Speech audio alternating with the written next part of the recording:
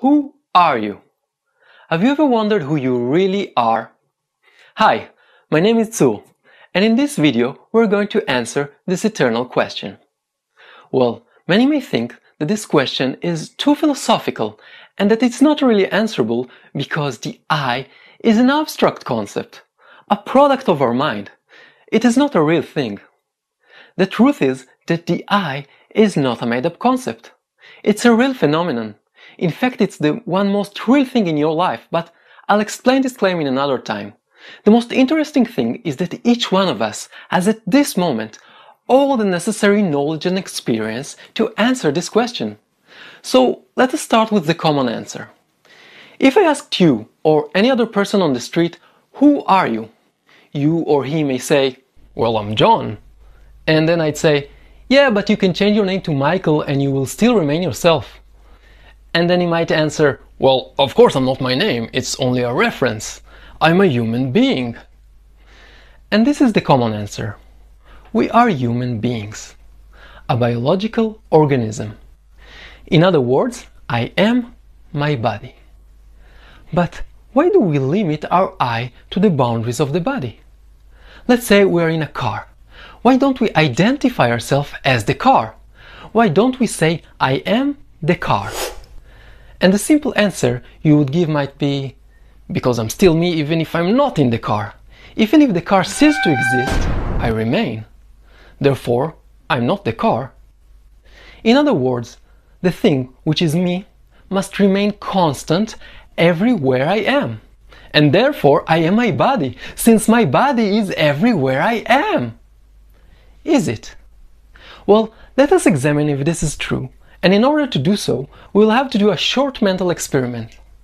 I want you to imagine that you have lost your palm. Please, you do not have to imagine how or why, just gently imagine that you do not have your palm anymore. Now, while doing that, ask yourself if you are still you, or whether you're someone else.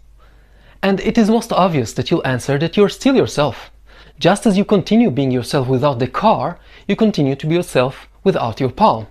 This means that the palm is yours, but it is not you.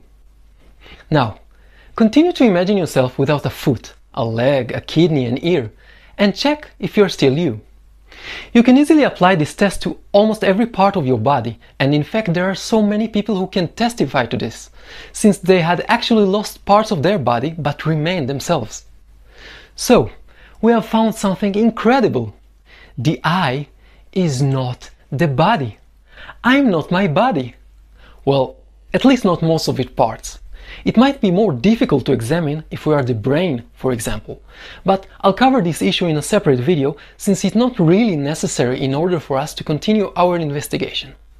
So, what is the I? Who am I? Well, maybe I am the mind, the psyche.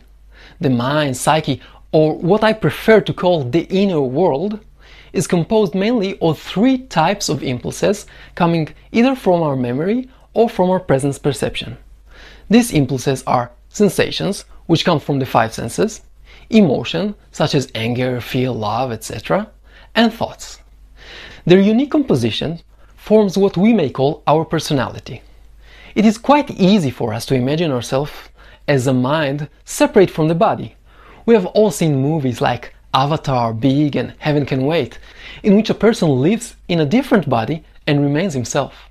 So, are we our mind? First of all, I can notice that my thoughts, emotions, and sensations change each moment, so they cannot be me. Remember? The thing which is me must remain constant everywhere I am. If I can lose or change a part of me and remain myself, this part is not me. This is valid to physical parts as well as mental parts. I feel sad, and then I stop feeling sad, and in both cases, I'm the same me. Even the total sum of thoughts and memories, which we call our personality, cannot be me, since it changes over time. As a baby, I didn't have the memories and thoughts I have now, but this baby was still me. But if I'm not my mind, then who am I?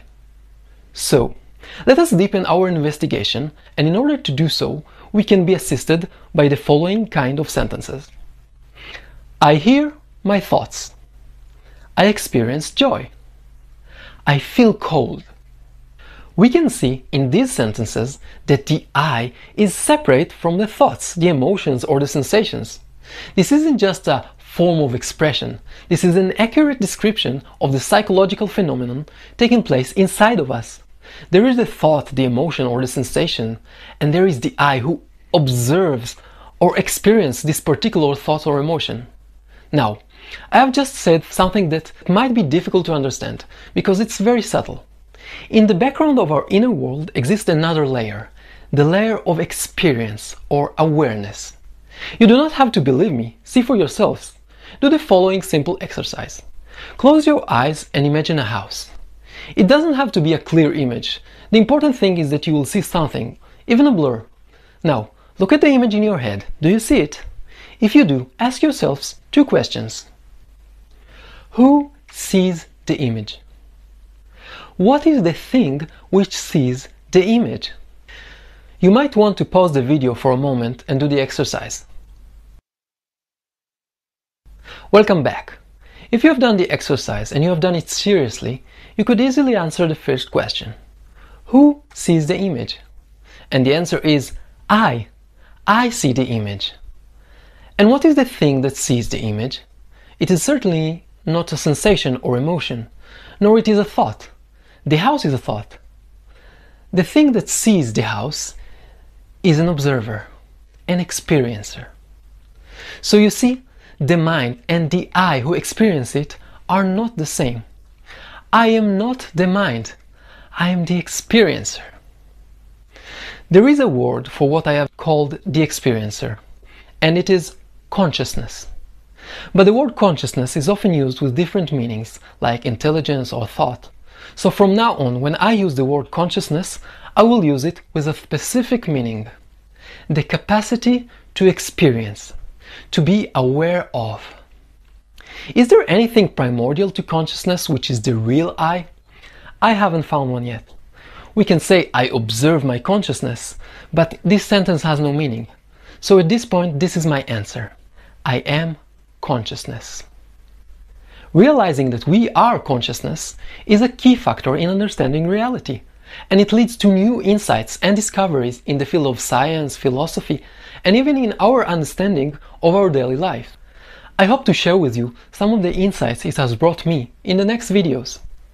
This also gives rise to new questions which I don't have the answers to, such as, is consciousness a product of the brain, as scientists believe today? Or is it independent of the brain? In any case, if, like me, you feel the importance of understanding the answer to the question, who am I? Please share this video so it can reach as many as people as possible.